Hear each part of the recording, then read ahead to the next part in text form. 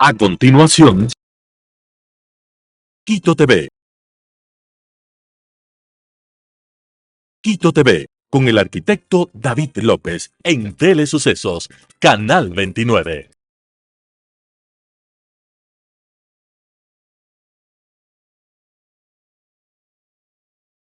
¿Qué tal, amigos, amigas? Bienvenidos a Quito TV, el espacio de la ciudad, a través de Telesucesos y sus distintas frecuencias: 29, 29.1, televisión abierta; 73, Extreme TV Cable; 43, Claro TV; Canal 6 en Cable Unión, en Alfa TV, y desde cualquier parte del mundo en internet, en tiempo real, en nuestra web www.telesucesos.net, y también en YouTube, donde subimos este programa luego de su emisión al aire.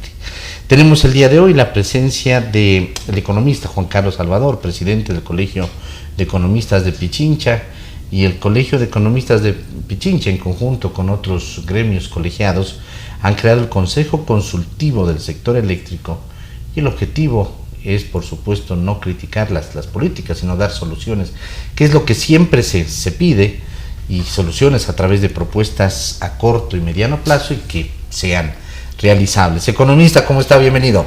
Muchas gracias por la invitación, siempre es un gusto y un placer estar en este medio de comunicación tan prestigioso. A la orden. ¿Para qué se creó esa es pregunta de cajón, básicamente? ¿Por qué se creó? ¿Cómo se creó? ¿Cuál es la intención de este Consejo Consultivo? Bueno, este Consejo Consultivo se encuentra conformado por varios gremios de la provincia de Pichincha. Están los ingenieros civiles, geólogos, eléctricos, mecánicos y ex estudiantes de la Escuela Politécnica Nacional. Y como no, el Colegio de Economistas de Pichincha.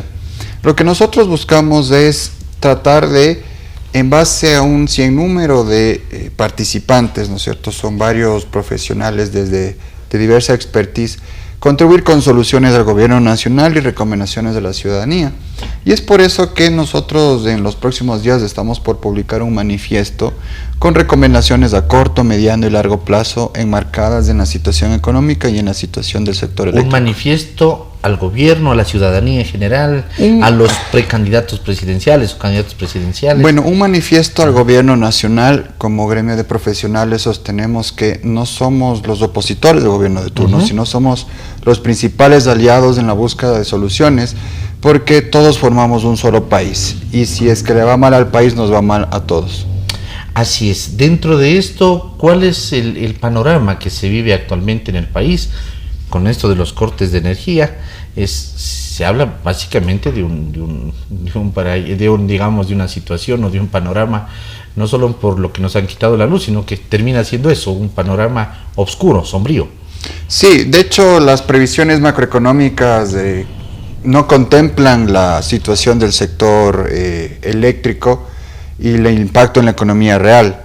Obviamente, el Fondo Monetario Internacional, antes de que pase todos estos temas, su previsión de abril daba cuenta de que en ese momento la economía estaba en 0.1%, se esperaba que crezca este año. Con la situación que estamos, con los atrasos del gobierno central, con el impacto de las reformas tributarias, con la inseguridad, con la caída de la capacidad de consumo, con la falta de empleo, hay que sumarle la situación eléctrica. Entonces, entre 1.2 y 1.5 sería el decrecimiento de la economía este año, según cálculos del Colegio de Economistas de Pichincha.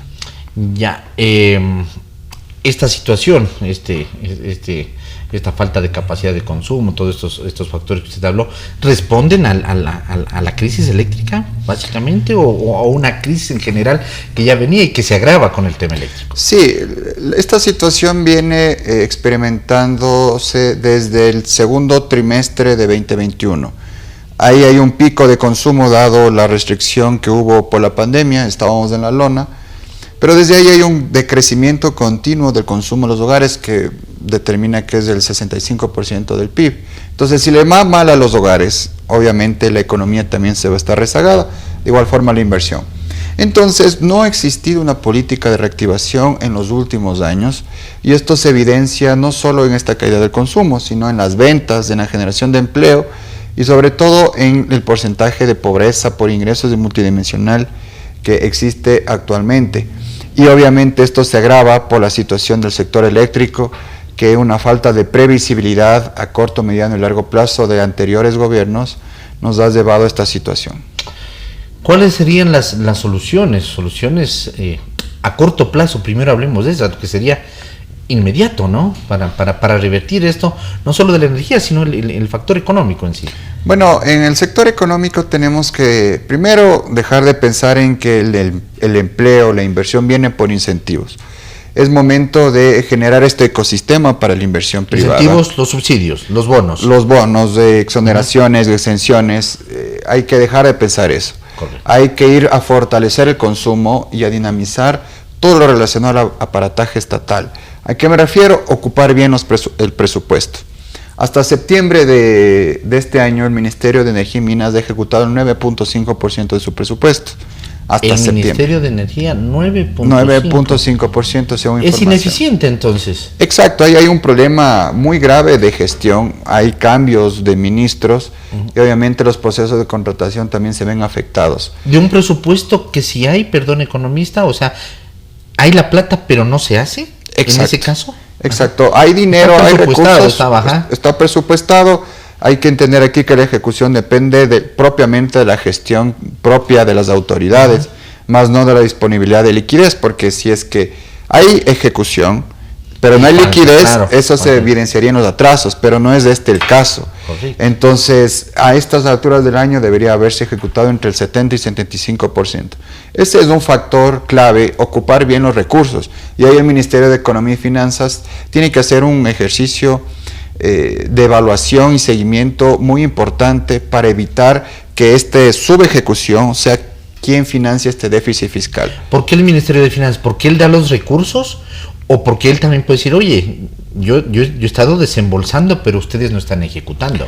Claro, tienen los presupuestos, pero el Ministerio de Economía y Finanzas lo que hace al momento de construir la proforma es, ok, tú ejecutaste mal, te voy a reducir los recursos.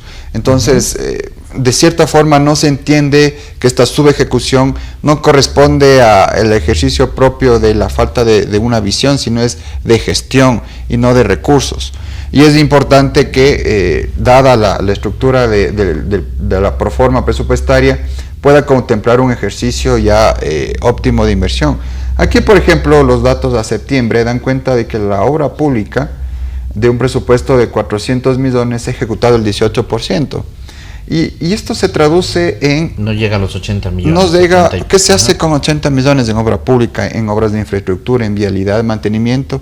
Las vías están terminadas y eso afecta también de manera indirecta la competitividad, incrementa los costos de transporte, etc. Entonces es muy importante ir atendiendo estos temas y sobre todo también ir activando otros mecanismos interesantes como la banca pública. La banca pública tiene que ser el principal aliado de los agricultores, de los microemprendedores, de las empresas que necesiten un correcto financiamiento. La banca pública tiene recursos. La banca pública tiene recursos y sobre todo ellos han accedido a préstamos con garantía soberana con otros organismos. Ajá. Y tienen liquidez y tienen que ir colocando. Entonces, ¿por qué no se activan? ¿También es falta de una política? Es falta de una política económica de reactivación y visión. Y entendemos que el gobierno es pasajero, ¿no es cierto? No está mucho tiempo, no está los 4 años, pero sí este problema ya viene rezagado ya varios años, lo mismo pasó con los anteriores gobiernos. Entonces es muy importante ir a atacar eso e ir viendo, a ver, cómo se puede bajar las tasas de interés. No solo pensar en que la normativa, que la banca extranjera, que los incentivos, que hace mucho frío, que hace mucho sol. La mejor forma de bajar la tasa de interés es con la correcta información completa. Esto permite reducir el riesgo crediticio de los prestamistas y obviamente asegurar que la morosidad no sea tan alta como lastimosamente estamos viendo que desde 2021 diciembre está con tendencia al alza en el microcrédito. ¿Cómo un agricultor puede financiar sus actividades con una tasa del 25%? Imposible. Es imposible. Entonces hay mecanismos interesantes, ya se está trabajando en la Sierra Centro para bajar la morosidad y que los créditos no condicionen ni vulneren la capacidad de pago de los productores y de los agricultores, porque es un ganar y ganar. Yo tengo recursos y con los recursos del pago de capital, pago de intereses, no significa que tengo que dejar de lado mi negocio para pagar, sino que voy a tener un equilibrio que me va a permitir asegurar los flujos para seguir invirtiendo y seguir pagando la deuda. Claro, la falta de pago a veces o la morosidad se Exacto. termina dando porque son muy altos los intereses. Entonces Exacto. llega un momento en el que paga el primero, el segundo, el tercer mes, al cuarto está totalmente liquidado. Y Exacto. liquida, deja de pagar y le toca a la vez cerrar el negocio. Totalmente, y eso se profundiza en el sector rural, en donde solo el 18% de las personas tiene un empleo adecuado. Eso significa que la banca pública, y lastimosamente decimos no existe una política pública, la tenemos ahí como para activarla también de manera política, es decir, cuando ya estamos prácticamente apretados el cuello y en el último suspiro, decimos a través de la banca pública vamos a dar préstamos al tanto y al tanto por ciento. Eso Así debería ser una política de todo el tiempo, todo el año, ¿no? Así es. Y como yo no entiendo aquí, y lo digo de manera personal, cómo se piensa que se está reactivando la economía exonerando las deudas de hasta $5,000 en Banco Ecuador, por ejemplo.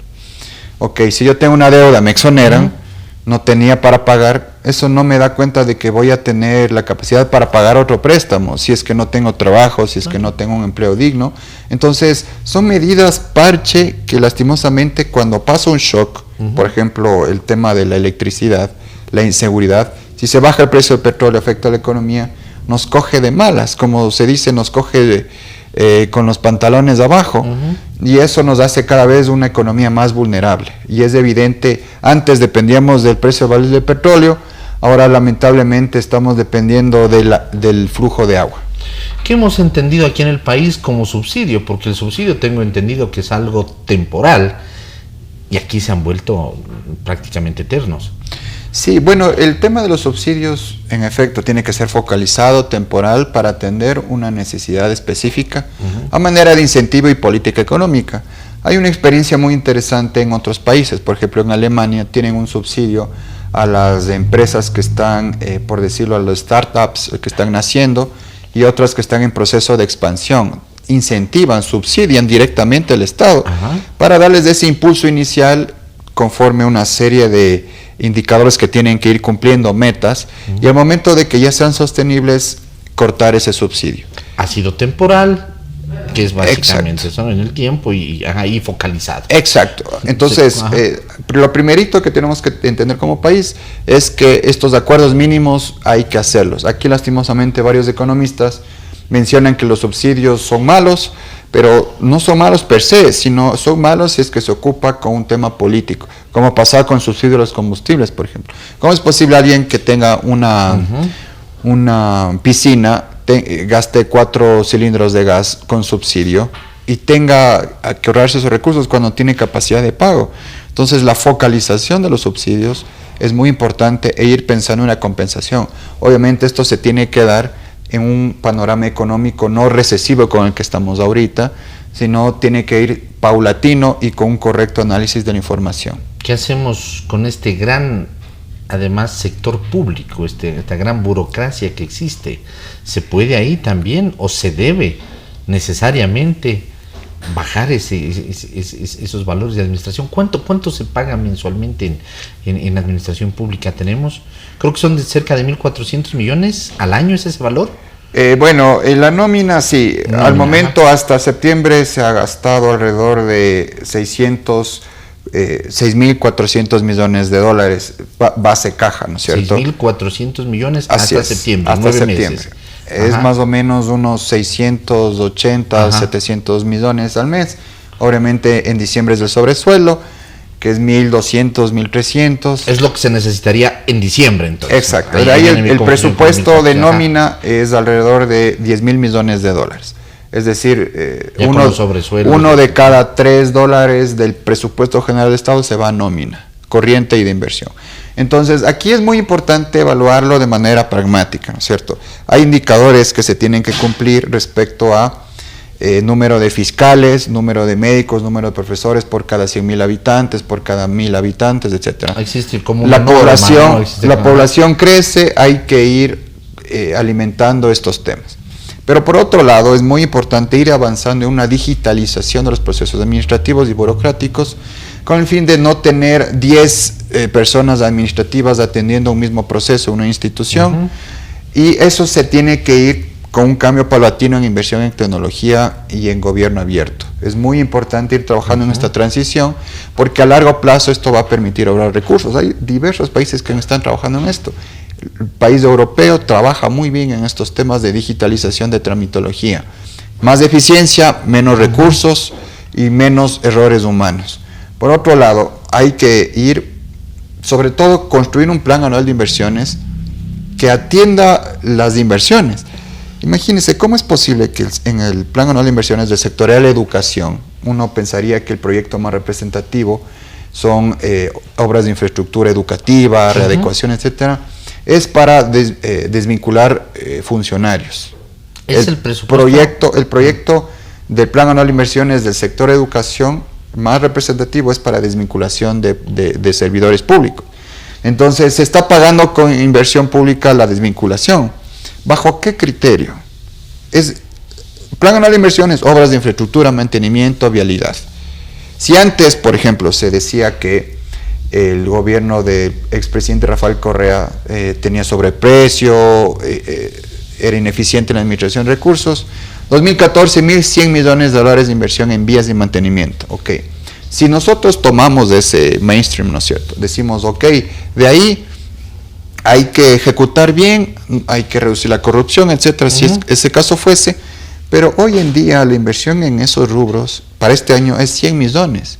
Entonces, el 10%. No se está haciendo absolutamente nada a pretexto de que la inversión privada, que la inversión pública es quien tiene que dinamizar la economía a través de estas obras de infraestructura, pero sobre todo no caer en estos extremos que si por un lado se decían que eran corruptos, por otro lado a pretexto de la corrupción no hago nada. No es posible que sigamos así como país. Claro, y esto termina cayendo nuevamente en el ámbito político, o sea, o en el cálculo político, porque claro, no desvinculan a gente de los ministerios, de las subsecretarías, del aparato estatal, digamos, básicamente, porque claro, esa gente y sus familias es como que quedan resentidas y dice, yo o los familiares en mi familiar perdió el trabajo, ¿no? Perdió el trabajo con ese gobierno. Pero claro, no existe la contraparte, porque la contraparte tiene que estar acá.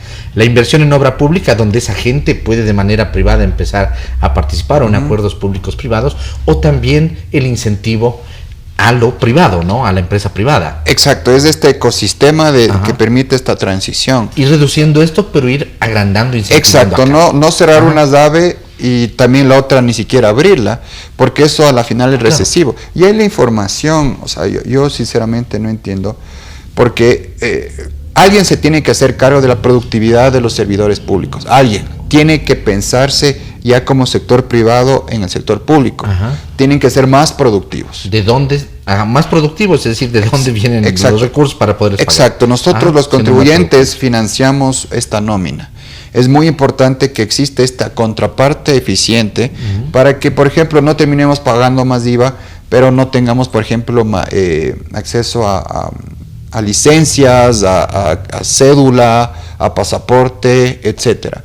Entonces, es una reingeniería total del Estado e ir pensando en esta productividad de los servidores públicos. Esto va a permitir, con tecnología, obviamente, reducir esta presión. No pensar en el machete limpio, que al final, después de unos 2 años o 3 años, nos tenemos que endeudar literalmente para pagar estos juicios, estos temas judiciales, restitución de puestos, lo mismo en empresas públicas de la función ejecutiva. Entonces no se piensa más allá del primer año, lastimosamente aquí. Es el pan para hoy y hambre para mañana. Y es posible todo esto, o sea, se lo puede hacer. ¿Qué se necesita? ¿Mano dura? ¿Voluntad? Voluntad técnica y política. ¿En Argentina está pasando eso? Existe, ¿no? Es lo que nos llega de información, ¿no? Pero no sabemos además la realidad. Se ve como que existe una mano dura, un recorte al sector público. Sí, Milei está pasando machete en el sector público. El ministro de Finanzas de Argentina es de primer nivel. Yo tengo más respeto al señor ministro, pero es muy importante ir monitoreando cómo avanza la economía. O sea, como economista y estudioso de la política fiscal, hay bastantes metodologías y estudios que determinan que un gasto, una austeridad fiscal es recesivo en efecto. Después de unos años vas a tener más crecimiento. Pero ¿por qué no pensar en no austeridad, sino en una eficiencia del gasto? No decir que este ministerio no sirve porque no hay demasiada nómina, etcétera, sino pensar en cuál es el rol de este ministerio para la sociedad, en qué contribuye. Dado este análisis, ir recortando, por ejemplo. Hay varias instituciones en el PGE que en efecto tienen que eliminarse. No hay razón de ser, hay duplicidad, solo se gasta en nómina, hacen talleres, pero no hay un valor agregado a la ciudadanía. Puede haber otros ministerios que sí estén necesitando más personal. Exacto, de pronto. Exacto. ¿No? Y hay un tema también de que escala salarial. Son ineficientes porque les falta personal de pronto. Exacto. Entonces, este ejercicio que está haciendo Milei es un caso de estudio muy interesante, porque podemos ver ahí cuánto es el impacto en la economía de este recorte presupuestario y ver también en otras variables cómo va a absorber esta desvinculación de personal y el shock en la economía, menos inversión, menos nómina, obviamente esto afecta al consumo. Es importante entender cómo hay este balance de impacto. Una vez entendiendo esto, vamos a ver si en efecto esta austeridad implementada a la Argentina es eficiente o no.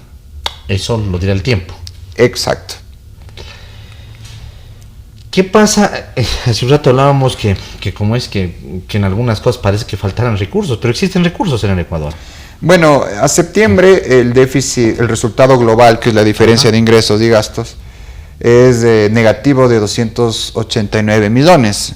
¿Qué significa esto? Que con una subejecución se está haciendo lo posible para pagar lo que en efecto está devengado, está ejecutado. Hay atrasos de 1.558 millones. Atrasos a proveedores, atrasos a la seguridad social, atrasos a los gobiernos autónomos centralizados. También hubo atrasos en el pago de nómina en su momento.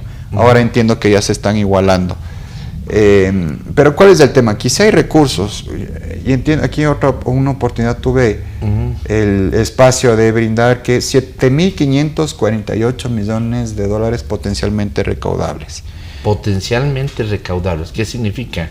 Que haciendo bien las cosas de manera técnica, con voluntad política y sobre todo el manejo eficiente de información, podemos reducir la evasión en IVA, 3.8 mil millones, brechas de recaudación de impuesto a la renta de personas naturales, 1.000 millones, el gasto tributario, que es lo que comenzábamos, 1.200 millones, deudas en firme del impuesto a la renta en el servicio de rentas internas, 1.400 millones. Con voluntad técnica y política, esos recursos permanentes van a alimentar la economía, van a alimentar el presupuesto y no vamos a pensar en incrementar el IVA o de nuevo en una remisión tributaria, porque esto es permanente. Así es, economista, queremos agradecerle por haber estado aquí con nosotros, muy gentil su presencia.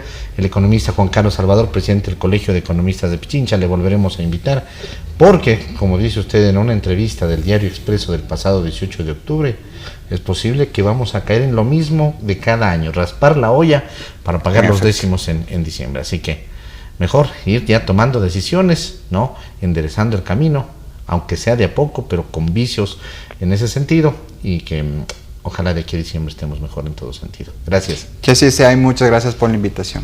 Amigos, ha estado con nosotros el economista Juan Carlos Salvador, presidente del Colegio de Economistas de Pichincha, hablando sobre este cuerpo colegiado, digamos el conjunto de cuerpos colegiados que han creado un consejo consultivo, entre esos el Colegio de Economistas de Pichincha, del sector eléctrico un consejo consultivo del sector eléctrico para crear propuestas, soluciones a lo que viene sucediendo. Amigos, que pasen bien, hasta la próxima, felicidades. Las opiniones vertidas en este espacio por la producción y dirección del programa son de exclusiva responsabilidad de sus autores y de quienes intervienen en ellos.